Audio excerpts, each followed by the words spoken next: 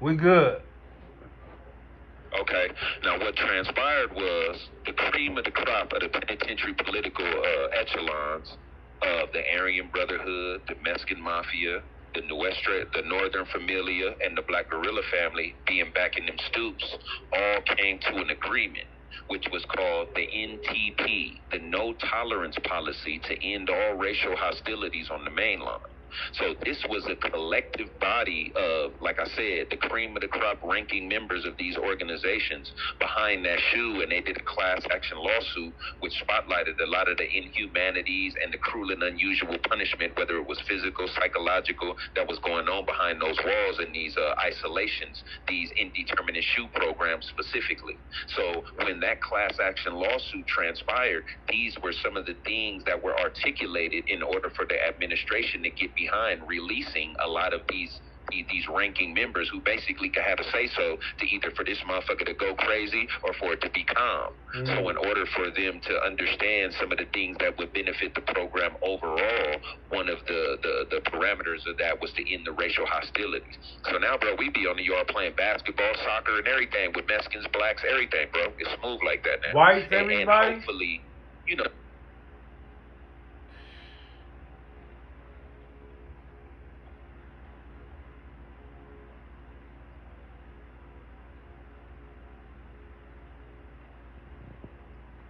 Mm.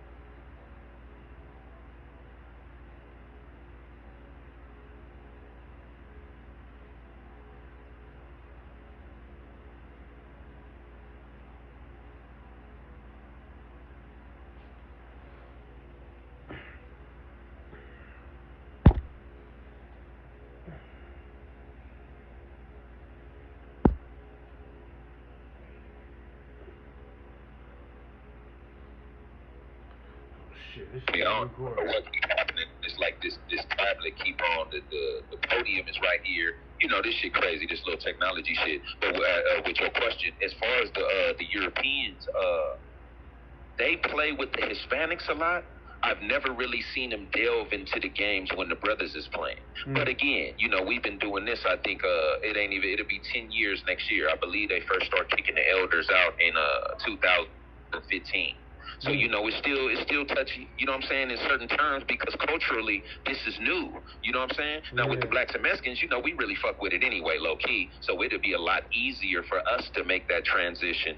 But when it comes to the European men, I think it's still kind of touchy in terms of them just having the comfort necessary to go on and get on the court or the soccer field or the softball field with some black men and absorb them fouls and that different contact that come along with them games. I think it's still kind of touchy in terms of the relationship and building that comfortability right now. But you know, we own it because it's white hitters around here I fuck with. You know what I'm saying? There's some Aryans that I fuck with that straight bona fide killers, bro. And we fuck with it on a real man respect convict level. You know what I'm saying? Yeah, yeah, You know? yeah. 10 years is a long You time, know? though. That's a decade. That's a Yeah, for decade. sure. But you know, you got to remember what happened with Yogi. Yogi get killed. So all these are setbacks. You know what I'm saying? Yeah. And it kind of keeps that scab tender to where it done been ripped off. You know, with the Hispanics, we might have had a few skirmishes here and there, but ain't nobody been smoked, bro. They Yeah. actually killed Yo. You know what I'm saying? Yeah. You know? Yeah, yeah, yeah, yeah. You know what I mean? You know? Yeah, man. And is the way who did it is from Dago. I was in juvenile hall with him and all the shit. Oh, yeah. Yeah. Uh-huh. Man, I like that, man. I like that, man. I just wish that, man. You know what I'm saying? I don't know, man. I wish that our black people can get it right. You know what I'm saying? Because we not even together as our own. You know what I mean? Exactly.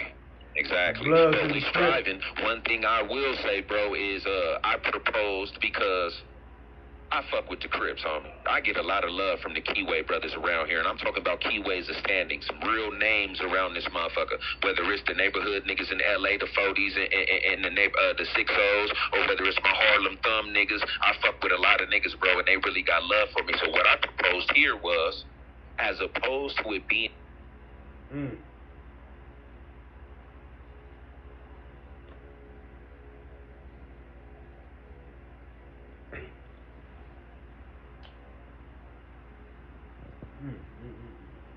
What is it? I don't want it.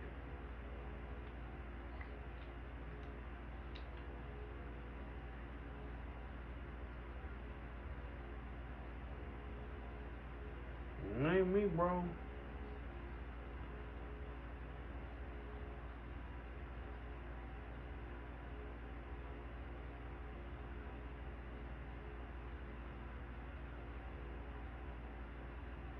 It's always different in jail, though. We need to, push that narrative on the streets.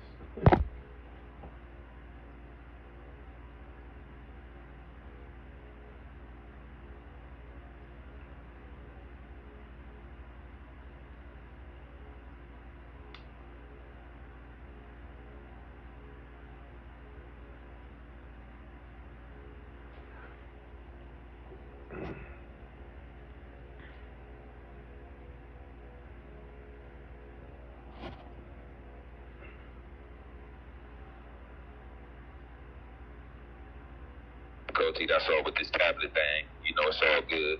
But what I had proposed to the Keyway brothers was, homie, we fuck around on level where, motherfucker got smoke, motherfucker got whatever. I could come talk to you on a frivolous level. But yet, when it seems a level of contention, but yet is in the best interest of the collective, niggas don't know how to approach the situation. So I propose, bro, we fuck with it enough to where I just like to throw this out there. Rather than niggas choosing violence as the first alternative, let's just make a pact that if something happens, and sometimes it don't be like that. Sometimes shit just ignite. But in most cases, let's just make a dedicated effort to when we can, let's seek an alternative means of diplomacy as opposed to violence, bro, when resolving issues that happen between the Damus and the Keyways. And blood, you'd be surprised. Niggas was on it immediately. Like Spank, well, if you bringing it to us, we fucking it with it. The Harlem niggas was with it. My nigga Leaf and the 40s and the neighborhoods was with it. Homie, it's a beautiful thing. You know what I'm saying? You know, because that's what I be on, bro. You know what I'm saying? Them niggas show me love, bro. I don't have problems with the Keyways. I go get anything from them niggas. Them niggas look at me as big bro. Them niggas call me Unc and big bro. Yeah. When them niggas see me, they hit me with the black fist. They know I'm a Damu, but they respect me on a higher echelon level of representing this blackness. That supersedes everything with me, and it's not a question. They understand that, and they respect me accordingly, bro. And I respect the fact that they respect it because in terms, again, of the collective, the bigger reflection, fuck me, I'm just a tool, homie. Right. But in the bigger reflection, look at the implications and the beauty of this in terms of our communities. Because like I tell Leaf and them, I say, homie, you could best believe, nigga, when I holler at Slick backstage when Nip was alive, rest in peace to Nip, when Nip was alive, he backstage with all the real 6-0 niggas. He used to be like, Spank, no blood, these niggas is real Keyways. I'm like, homie, and that's the most beautiful aspect. Because when it comes to change, we want the real green berets of the niggas that make the set work. We don't need the niggas that's just having money but don't really have influences in them circles of them hitters that's going. We need to be in the circle with the hitters that's going, because they the ones that really set the tone in the turf and in our urban communities, bro. So why wouldn't I want to fuck with the most hated Keyway nigga amongst the Damus? Because he's the nigga that's really gonna be able to generate change when he's able to penetrate that circle of the other real gunslingers and say, homie, we finna change the direction of what we doing. We don't need and I'm not saying this in a negative aspect, I'm just saying the most effective. Right. A lot of times the youngsters don't have, like I was saying about my young homies when I talked about Mookie and Breakerface early in our contention some years ago, a lot of the young homies who are caught up in that real at-risk tunnel don't have the ability to see a future goal. They living for the here and now. And 9 times out of 10, the only thing they respecting is the violence that's manifest here and now. Nigga, get on that nigga. Because we was the same way when we was young. We didn't give a fuck about thinking. Blood, get blood. And whether you got blood or not was whether or not we accepted you when you was a rider. And if you wasn't a rider, blood, you was excluded. I don't give a fuck how long you been living up here, blood. How many family members you got that's from the set. Blood, if you wasn't part of that Green Beret circle, when them Green Berets got together, blood, and you got to talking, we looked at you like, blood, this nigga can't tell us shit. Facts. So by us understanding that and being mature now, it's absolutely necessary that I foster my relationships with the Mac 90s and the Killer Kevs and the Breaker Faces and the Mook Gangsters and my little homies that's really still in that. Likewise, when I go to the Skylines, I need to holler at the real little gunners that's making these. Come on, homie. That's really where the nexus of this shit is at. And I'm honestly, those are the niggas I'm most comfortable around. I'm not comfortable around Buster niggas. Me too. You feel me? Oh, facts. Because how can I relate to him, gangsta boy? I can't relate. Hey, for sure. You feel me? Without a doubt, yeah. I can't relate. But even the young nigga who's in the cut with his mask twisted and he anti and everybody else coming to shake my hand, but I see it on Lil Blood, I can relate to him more than I can a Buster because I've been in his shoes and know where he's at mentally and everything. I'm not going to force Lil Blood because when he see the chicken shift and the chicken salad and he's able to make those connections, he going to gravitate towards me naturally. And I'm going to give him the respect of respecting where he's at right now and give him the time to make that motherfucking transition organically. But I'm still gonna put it and present it to him, young homie, this is the transition that needs to be made and this is why. And then when I get around the gangster boys and the different homies from his section that he look up to and respect as Green Berets and see how they fuck with me, now Lil Blood gonna be like, okay, well I don't know Blood, but my G nigga that I really respect and know is a real one around here fuck with Blood. Cause homie, that's how it used to be when Gangsta Funk and them used to come around.